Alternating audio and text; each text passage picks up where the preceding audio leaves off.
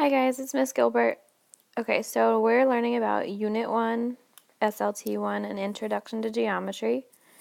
We are going to be learning a lot of vocab right now, and we're going to use this vocabulary to answer questions in geometry.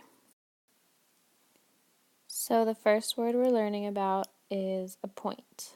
A point is an exact location in space. A point has no size, and dots are used to represent points. And these points are labeled with a capital letter. So with this point over here, this is point A, and if we were to label it, it's labeled with a capital letter, and if we were naming it, we could say point A or just A. Okay, so now that we know point, we're going to move on to line.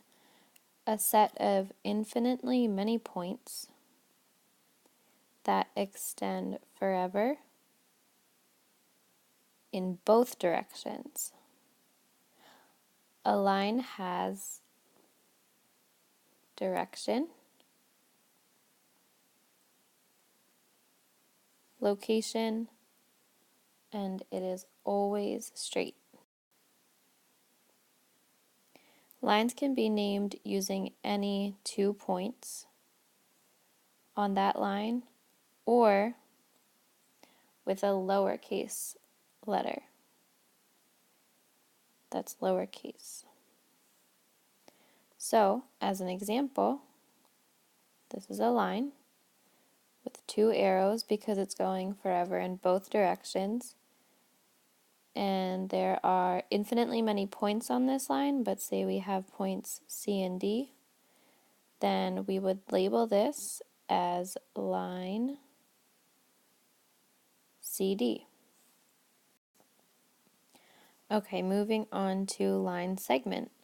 So a line segment is part of a line consisting of 2 end points and all points in between them. A line segment doesn't go on forever, so that means that it can be measured. And you name a line segment by its 2 endpoints. So the 2 endpoints are here, point A and point B. So we're going to label this line segment AB, and notice the line above it does not have 2 arrows going across. It's just a straight line with no arrows. Okay, so now a plane. A plane is infinitely many intersecting lines that extend forever in all directions. So think of a plane as a huge sheet of paper that goes on forever. It's flat and only one-dimensional shapes can be put on it. A plane can be named by any 3 points in the plane or by a capital letter. So this plane here can be named plane ABC, or it can be named plane M. So this word collinear, it means points that lie on the same line, collinear. So P, G, R, S, and T, all of these points over here, P, Q, R, S, T, on line W, those are all collinear points because they are on the same line. Now, if it's non-collinear, it's a point is located off of a line, it is non-collinear. So say we have a line this is line X. And we have a point off of the line. We'll name that point A. Point A is non-collinear because it is not on the line. It is off the line, so non-collinear.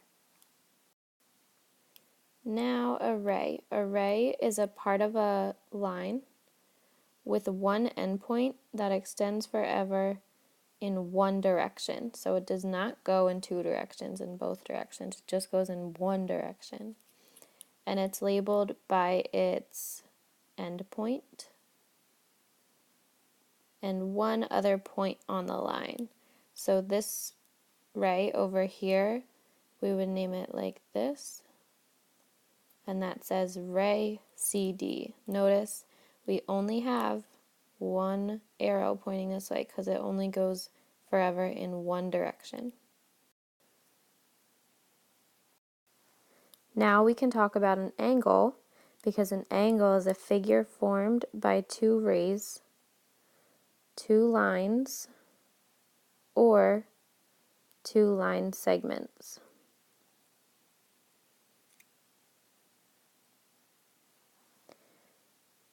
With a common endpoint called a vertex. So vertex is another important word that we're learning here. And an angle is either named by its vertex, by 3 points with the vertex listed in the middle, or by a number. So if we have, let's say, an angle made out of two rays, and in the middle of it is the number 1, then we would name it angle 1. If we had an angle made from two rays and it was labeled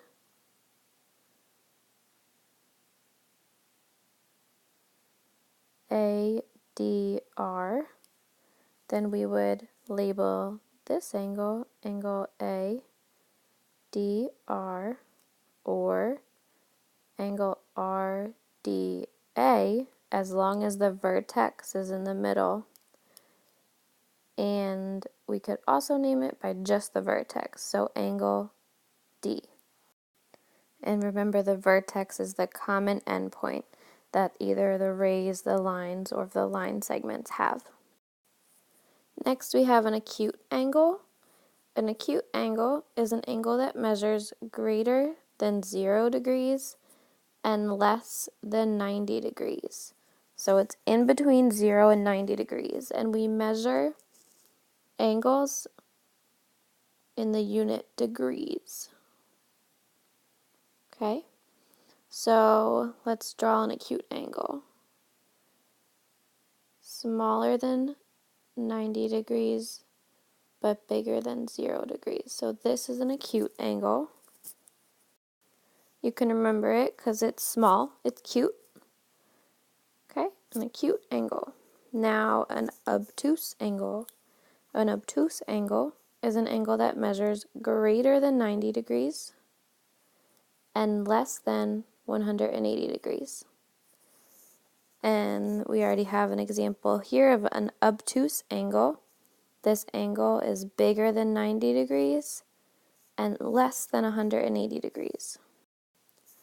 So talking about angles that are 90 and 180 degrees, a right angle is an angle that measures 90 degrees, and it's labeled by a rectangle in the corner of the angle.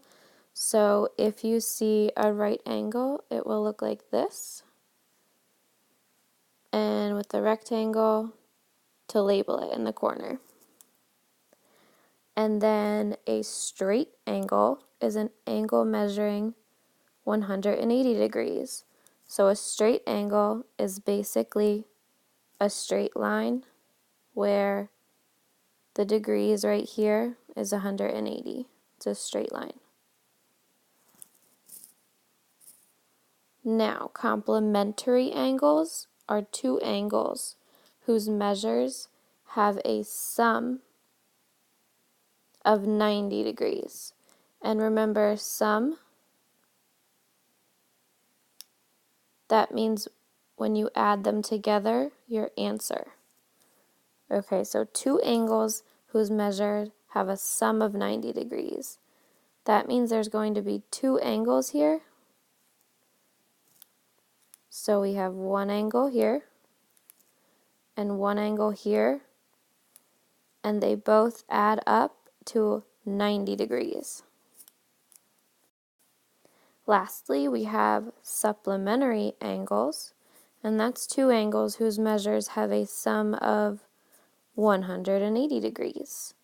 Okay, so if we look at the picture over here, here's one angle, and here's the second angle, and both of those angles make a straight line. They add up to 180 degrees.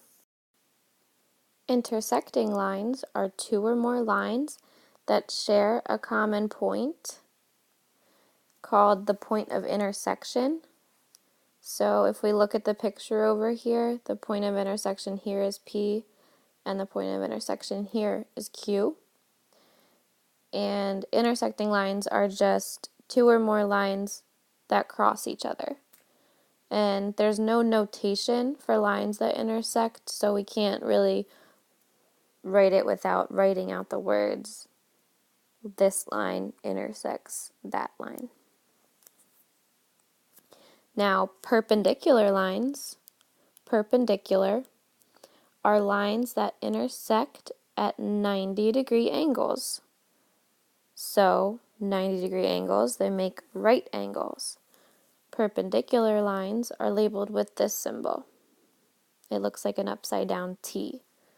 So, if we have two lines that are perpendicular, that's this line and this line, say, that means they make right angles.